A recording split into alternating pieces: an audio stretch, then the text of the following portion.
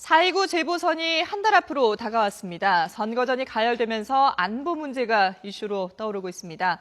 한편 공무원 연금 개혁안과 자원외교 국정조사 증인 채택을 두고 여야의 대립이 계속되고 있는데요. 전국 소식 자세히 짚어보겠습니다. 용인대 최창열 교수, 황태순 정치평론가 두 분 모셨습니다. 어서 오십시오. 네, 안녕하세요. 네. 자, 얼마 전에 천안함 5주기도 있었고 해서 여야 대표가 안보 문제로 아주 격돌을 펼쳤는데 일단 먼저 여야 대표의 얘기를 먼저 들어보고 계속 얘기를 나눠보도록 하겠습니다. 이것을 인정한다고 하면은 지난 5년 동안 잘못 주장한 거에 대해서 책임은 져야 되는 거 아닙니까, 여러분? 만약 야당 정치인이나 비판적인 시민단체 인사가 그런 발언을 했다면 당장 이적이니 종국이니 하면서 난리가 났을 것입니다. 자신의 발언이 경솔했음을 인정하고 즉각 발언을 취소해야 합니다.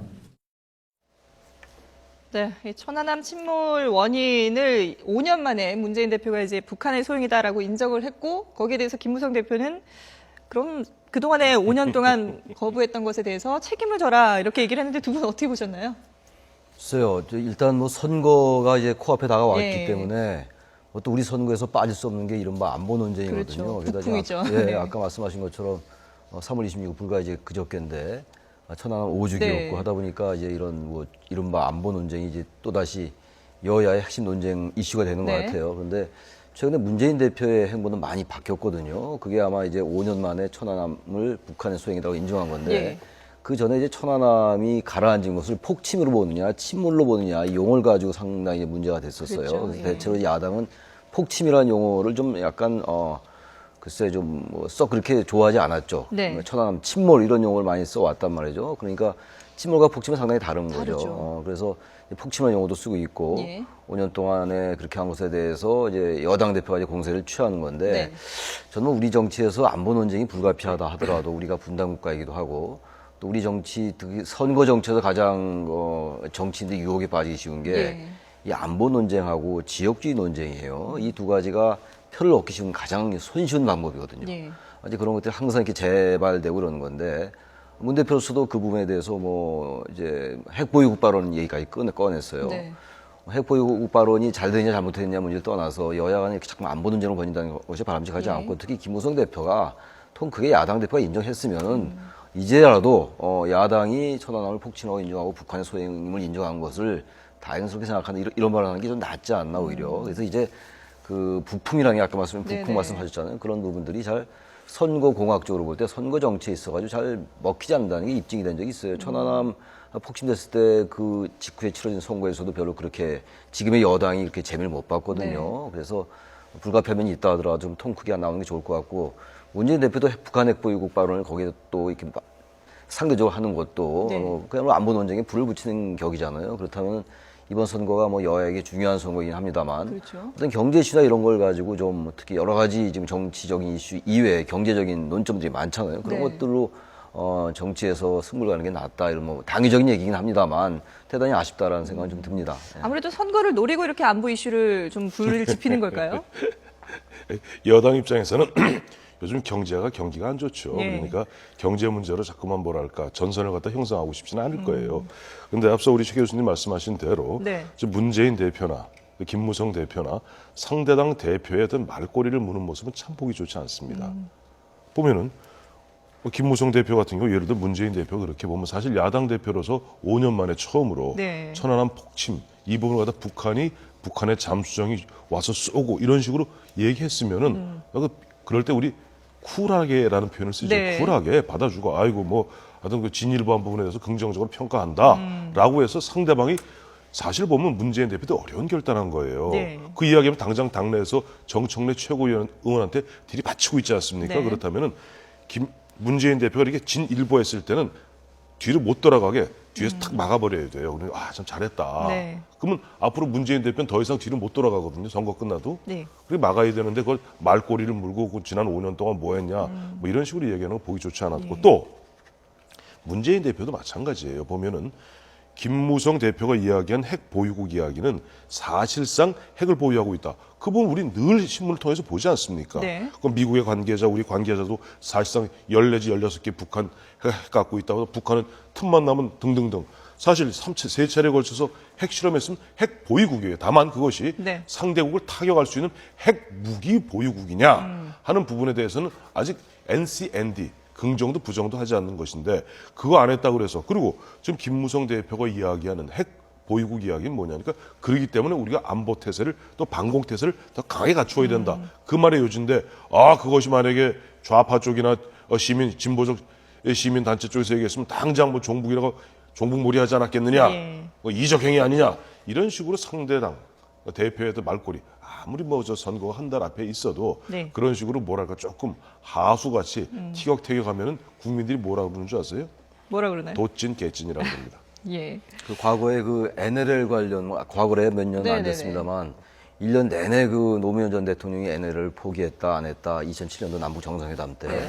그러고 난 다음에 1년 정도 지난 다음에 새누리당 의원이, 제가 어느 누구라고 밝히진 않겠습니다만 노무현 전 대통령이 NLL을 포기 발언한 적 없다, 이런 얘기 했었잖아요. 예. 이렇게 그 안보 논쟁이라는 게 정말 상대방의 약점을 파고들고 어떤 그 정치를 자꾸 왜곡시키고 바로 그러한 것들이 정치 불신과 정치 실정으로 가게 함으로써 국민들이 정치에서 멀어지면서 그 손해 결국 국민에게 돌아가는 거거든요. 예. 그래서 지금 우리 황태순 의원님도 잘못 지적하셨다시피 네. 여야 대표가 이런 부분에 있어가지고 똑같이 뭐 지금 발언의 어떤 레벨은 다른 거긴 합니다만 이런 것도 국민이 볼 때 역시 정치는 다 문제 있어, 이렇게 본단 말이죠. 그렇죠. 그런 것도 지적하지 않을 수 없다는 네. 거예요. 자, 재보선 판세는 잠시 뒤에 저희가 이제 본격적으로 분석을 해보기로 하고요. 공무원 연금 개혁안 얘기를 안 할 수가 없는데, 사실 뭐 오늘까지 활동 시한입니다만 어제 사실상 마지막 회의를 하고 이제 실무협의회를 기구를 만들기로 하고서는 해체를 했잖아요. 그렇죠. 그런데 과연 이 그 실적을 놓고 봤을 때 이 저는 기구를 만든 거 말고는 아니, 뭔가 기구를- 있는가? 기구를 만든 게 아니라 예. 이 정확히 이렇게 돼 있어요. 어제 네. 12개의 어떤 합의를 갖다 했죠. 그럼 네. 그동안 뭐 38차례 뭐 회의를 했다고 그러는데, 사실 90일 동안 사실은 그저 티격태격 공방만. 어제 마지막 회의도 사실 마지막 어렵게 열렸잖아요. 어렵게 예. 열려서 결국 보면 쭉 해갖고 이른바 면피성이에요. 네. 그러니까 90일 동안 뭐 했느냐. 그러니까 처음에 야당에서 이거 사실 이런 법을 만들고 뭐 정책을 만들 땐 국회에서 여야가 네. 모여서 논의하고, 논의해서 또 정부 불러서 논의해서 만드는 것이 그게 대의 정치죠. 네. 근데 하도 야당에서 우겼죠. 그러면 공무원 노조 개입 안 하면, 공무원 노조나 그 일반 뭐 전문가들, 네. 예전 같으면 전문가들은 사실 공청회 하면 그만입니다. 근데 전문가들, 즉 양측에서 주장하는 그런 전문가들 앞세우고 공무원 노조까지도 포함해서 국민 대타협 기구 만들어서 90일 동안 활동했잖아요. 네. 90일 동안 해서 나온 게 뭡니까? 각자 턱 밑에 받쳐갖고 저 야당에서 내온 것은 플러스 알파, 마이너스 베타, 또 감마.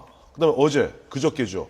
공무원 노조에서 한 것은 조금 더 낼 용인 있고 받는 건 그대 기존대로 받겠다. 인식 차이를 좀 줄였다라고 대타협기구는 얘기를 하고 있는데. 그게 그런 거를 네. 꼼수고 보면 이른바 보면 눈 가리고 아웅이라는 겁니다. 네. 그리고 아까 말씀하셨던 실무협의체라는 것도 실무협의체가 만들 수 있는 권한이 없어요. 네. 다만 양당 원내대표에게 예. 실무협의체를 갖다 구성해 주십사 건의하고 네. 그 구성 결정에 관해서는 모든 결정권을 위임하겠다.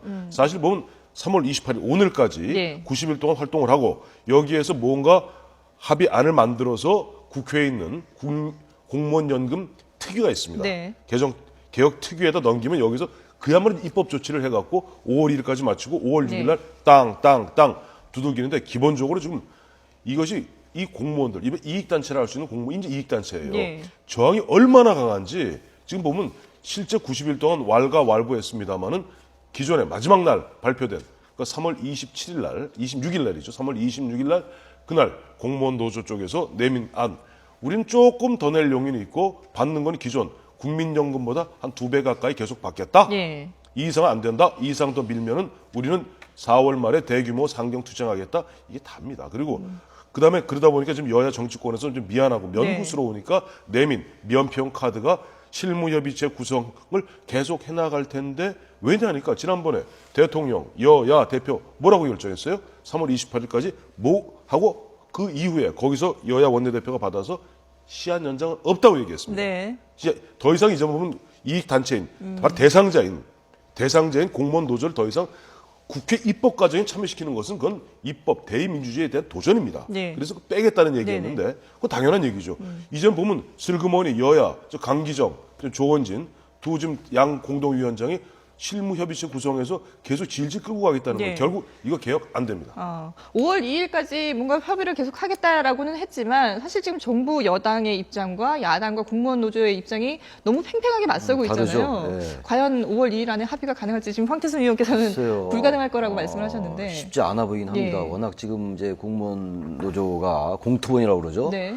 공투본의 입장이 이제 여야의 안을 전부 이제 거부하고 있는 상황이란 예. 말이죠. 그래서 결국 이제 공무원 개혁은 결국 뭐 입법 사항이긴 합니다. 네네. 국회에서 여야 의원들이 합의하면 되긴 되는 건데 네. 문제는 어쨌든 공무원 노조의 그러한 그 강경한 그 입장을 완전히 거부하기도 어려운 게 또 현실이란 말이죠. 바로 네. 그렇기 때문에 이런 사회적 대타협 기구라는 걸 만들었던 건데 이게 이제 오늘까지 활동이 종료된단 말이죠. 네.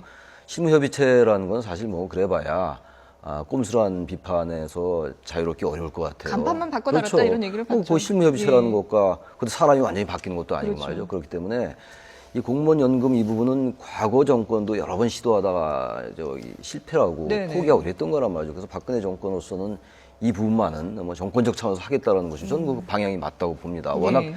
적자가 지금 누적되고 있고 군인연금도 마찬가지예요. 사학연금 뭐 당장 흑자지만 사학연금도 이대로 계속 가다 언젠가 적자가 돌아올 거고 말이죠.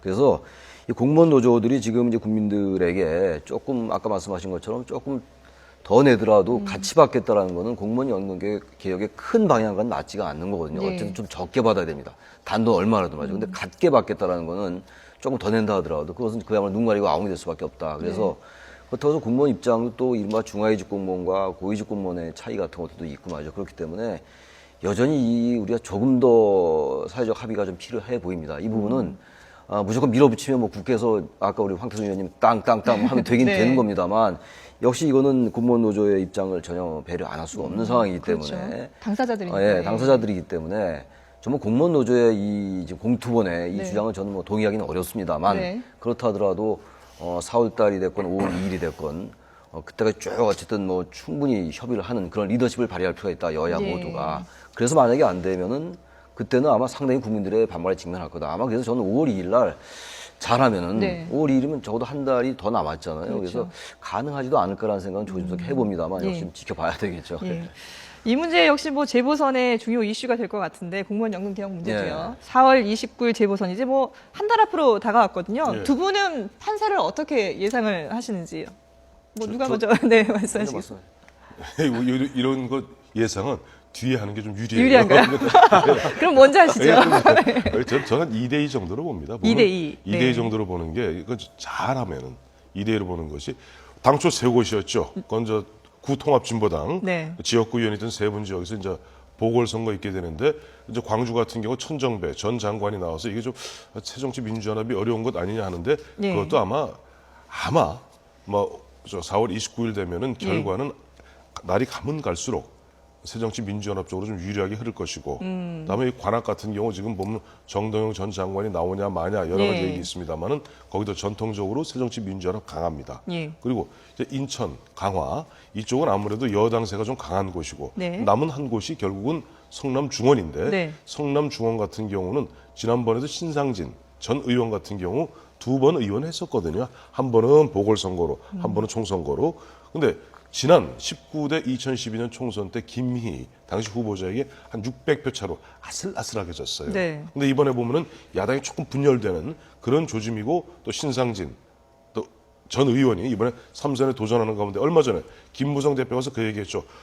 이번에 신상진 의원 입성하면 3선 의원 됩니다. 네. 그러면 뭐든지 다 해드리겠습니다. 다 해주겠다. 예. 어떤 당직 다 뺏어서라도 드리겠습니다. 이런 식으로 파격적인 여당도 발언을 했죠. 파격적으로 예. 밀면은 글쎄 거기서 성남 중원 같은 경우는 새누리당 신상진 후보가 조금 그래도 뭐 어느 가능성을 볼 수 있지 않겠는가? 네. 그러면 잘하면 여당 둘, 야당 둘, 그리고 앞서 말씀드렸던 바와 같이 광주, 네. 서울 같은 경우 천정배 전 장관 같은 경우는 굉장히 돌풍을 일으키는 듯 하고 있습니다만 네. 벌써 건노갑 상임 고문이 좀 개입하면서 예. 그 돌풍이 서서히 가라앉고 있거든요. 그래서 새정치민주연합이 뭐 그래도 어느 정도 방어할 수 있지 않겠는가? 네네. 그러면 2대2 이렇게 2대2. 아니, 제가 먼저 말씀을 드리고 그래서 제가 할 말을 다 해버리셔가지고 그래요? 예. 네. 그래요? 저도 2대2 될 것 같아요. 2대2로요. 우선 이제 지역은 똑같나요? 지역도 보시는- 같아요. 아, 지역 그래요? 저도 제가 원래 황 의원님하고 상당히 생각이 다를 때가 네. 많은데 오늘 어떻게 이제 생각이 일치를 했는데 광주의 경우는 아마 천정배 전 장관이 쉽지 않아 보여요. 예. 무소속으로 나와서 지금 뭐 상당한 이제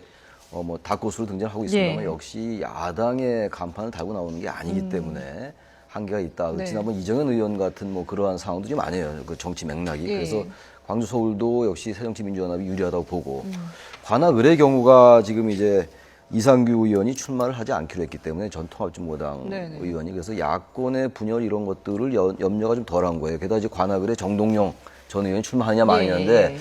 글쎄 지켜봐야지 알겠습니다만 아마 정동영 전 장관이 출마하지 않을 가능성이 높다고 봐요. 왜냐하면 정동영 전 의원이 탈당을 할 때도 출마하지 않는다 이런 발언을 했었기 때문에 네. 어떤 출마의 명분이 좀 약합니다 아마. 그래서 정동영 의원이 뭔가 계속 정치를 하고자 한다면 향후 정치 입지를 다지고자 한다면 아마 출마하지 않지 않겠냐는 생각이 들기 때문에 출마하지 않을 거고 그렇다면 야권의 분열을 좀 염려하지 않는다면 관악 을의 예. 경우는 좀 야권 유리하다고 보고 예. 인천이 하면 더 이상 얘기할 것도 없이 뭐 여권이 유리하다고 보는 거죠. 그리고 이제 성남중원 같은 경우는 뭐 다 설명했으니까 제가 예. 중원부는 안 하겠습니다만 신상진 전 의원이 만만치가 않죠. 아주 네. 아슬아슬한 표차 이겼고 말이죠. 김민희 전 의원에 그래서 2대2 정도. 그래서 이게 이번 선거가 어떤 여야의 어떤 전국 주도권을 완전히 가늠하는 분수령이 되는 그런 선거 되지 않을 것 같아요. 예. 게다가 야당도 지금 이 선거의 그 프레임을 선거 네. 구도를 뭐 정권 심판론, 박근혜 정권에 대한 뭐 중간 심판론 이런 쪽의 프레임으로 가지 않기 때문에 예. 2대2로 끝나면은 기계적으로도 균형이 이루어지고 정치적으로도 그렇게 크게 여야 간의 어떤 뭐 정부의 주도권을 잡는 이런 선거는 아니지 않겠냐 네. 생각이 좀 들어요. 정동영 의원이 나오진 않을 것이다 했지만 계속해서 이름이 이제 거론이 얘기가 되고 되고 있고, 있죠. 예, 그래서 야당에서는 천정배, 정동영, 그리고 여당에서는 오세훈, 김문수 얘기가 계속해서 나오고 있거든요.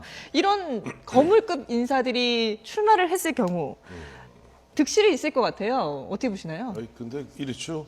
천정배 전 장관은 본인이 직접 출마한 경우고 예. 정동영 전 장관 같은 경우는 이제 이름이 오르내리는 정도고 네. 오세훈, 김문수 두 지사, 두 시장 이분들이 좀 뒤에서 선거 운동 도와주는 정도 아닙니까? 네. 그리고 예를 들어서 거기서 이기던 지던 간에 그 어떤 결과는 오롯이 보면은 후보자와 또 당 네. 굳이 따지자면은 뭐 김무성 대표가 조금 좀 더 열심히 하시지 이렇게 예. 되는 것이 예를 들어서 저 관악에서 네. 뭐 정태호 새정치민주연합의 정태호 후보가 된다고 그래서 오세훈 전 서울시장이 뭐 타격을 받는다든가 네. 그렇게 해석하기 쉽지 아, 않죠. 그렇군요. 저희가 지금 이제 할 얘기가 많아가지고 조금씩만 짧게 답변을 해주셨으면 좋겠는데 자원외교 국정조사 특위도 이제 뭐 얼마 남지 않았는데 이게 결국은 또 별다른 그 성과 없이 마무리되는 게 아니야 이런 우려들도 있거든요. 어떻게 보시나요? 국정조사는 얘기 나올 때마다 어떠한 사안의 국정조사가 됐건 별 성과 없이 끝나왔어요. 그러게요. 예. 이번도 역시 예외가 아닐 것 같고 네. 지금 여야가 이 국정조사를 가지고 자원외교 국정조사를 예. 가지고 너무 정치적으로 자꾸 계산하는 것 같아요. 야당에서 이명박 전 대통령 네, 여기 증인 증인으로 채택, 예, 문제가. 출석하라는 거고 여당에서는 문재인 대표도 출석해라 이런 것이기 때문에 예. 계속 이 증인 출석 문제 가지고 모든 이 되도록이 되잖아요. 이 네. 청문회가 국조초기가 그렇게 되면 결국 아무 성과 없이 끝날 공산이 크다. 결국은 이제 네. 총리담화도 있었습니다만 그 자원외교에 관련된 거, 해외 자원 관련된 거에 대한 수사에 맡길 수밖에 없을 것 같아요. 별 큰 성과 없을 것 같습니다. 국정조사에서는요. 결국은요. 예. 예. 그런데 이번에 국정조사 뭐 사자방 네. 처음에 야당이 문제 제기했던 게 4대강 자원외교 방산비리 아니에요? 네. 사자방 이름도 좋아요. 그래서 이 부분에서 문제를 제기했던 것은 굉장히 야당이 잘한 거예요. 어쨌든 그 문제 갖고 국정조사하겠다. 물론 실질적으로 보면은 국정조사는 한계가 좀 있습니다. 예. 그런 문제를 충분히 제기했고 그 제기된 문제를 갖고 검찰이 그야말로 오랜만에 뭐 특수 1부부터 특수 4부까지 중앙지검 다 나서고 있잖아요. 네. 그렇다면은 과거 같은 중수부죠 거기. 그 검찰이 나서서 그야말로 좀 우리 국민들이 보기에도 좀 검찰이 잘하고 있구나 네. 하는 느낌을 줄 정도로 팍팍팍 파고 들어가면 당초 문제를 제기했던 그 국정조사 그 역할만 해도 사실은 뭐 한 80점 정도는 줘야 되는 것 아닌가. 거기서 우리가 지금 검찰이 수사하고 있고 강력히 수사하고 있는데 국정조사에서 좀 뒤늦게 뭐 크게 나올 건 없다고 보고 다만 문제 제기 하나는 시원하게 잘했다. 예. 이거는 긍정적으로 평가해 줘야 될 것 같습니다. 알겠습니다. 자, 그리고 미국 출장 중에 골프를 쳤던 홍준표 지사 오늘 귀국을 하면서 기자들을 만났는데 자신의 입장을 상당히 격하게 대변을 네. 했어요. 뭐 잘못하지 않았다는 건 아니다. 하지만 억울하다. 뭐 이런 논란인데 어떻게 보시나요? 그래서 저 그 어법을 잘 이해를 못 하겠더라고요. 뭐 잘한 거는 없지만 뭐 잘못한 것도 없다 이런 얘기거든요. 그래서 공식 일정이 끝나고 비공식 비즈니스였고 예. 자신이 접대를 했다 이런 얘기인데 자비를 했다. 예, 자비를 했다는 거예요. 그런데 그게 이제 공식 일정을 맞췄다라는 건데 어쨌든 공무원 규정에 보면 그게 미국 우리 다 뭐 금요일 날이 거의 주말처럼 인식은 됩니다만 네. 주말은 아닌 거거든요. 규정을 엄밀히 따진다면 예. 그렇기 때문에 어쨌든 적절치 못했단 말이죠. 그래서 처음에 미국에 있을 때는 SNS를 통해서 이제 유감을 표명을 했어요. 예. 자신이 얘기한 건 아니고 이제 귀국한 다음에 정식 해명을 사과를 했는데 이왕 그렇게 사과할 바에야 그렇게 자꾸만 단서 달지 말고 부적절했습니다. 잘못한 것 같다. 네. 여러 가지 뭐 상황도 어렵고 그런데 뭐 공직자로서 처신 부적절하다 이렇게 얘기하는 게 낫었을 것 같아요. 근데 네. 잘한 건 없는데 뭐 잘못한 것도 없다 이런 얘기를 하니까 그리고 격하게 자기 입장을 얘기를 하니까 예. 정치라는 것은 국민들에게 어떻게 인식되느냐가 중요한 거거든요. 그때 홍준표 볼 때 홍준표 지사 좀 속된 말로 화끈한 사람인데 화끈한 게 뭐 저런 식으로 격하게 얘기하는 게 화끈한 건 아니지 않느냐 이런 인식을 줄 수가 있어요. 그래서 조금 아쉽다. 그냥 사과할 때 그냥 딱 사과하고 이렇게 네. 말지 잘한 건 없는데 뭐 잘못한 것도 없다. 뭐 이렇게 얘기하니까 국민들이 좀 헷갈리는 것 같아요. 저는 이번에 홍준표 지사가 예. 역시 검사, 법률가, 법만능주의에서 벗어나지 못하고 있다 보고 있습니다. 네. 뭐냐니까 법적 책임질 게 뭐 있냐니. 네. 누가 법적 책임 물어봤어요? 국민들은 국민 정서가 법보다 수백 수천 배입니다. 예. 잘못한 거 법적으로 잘못하신 거 없고요, 홍준표 지사님. 그 대신 그런 자세 갖고는 국민들 마음 사기 어려우니까 지난 일요일 날 주관자와 인터뷰했던 내가 2017년 대권의 꿈 갖고 있다는 부분은 네네. 아마 애진역에 접으시는 게 좋을 듯합니다. 예, 고맙습니다. 자, 용인대 최창렬 교수, 황태순 정치평론가였습니다. 잘 들었습니다. 네.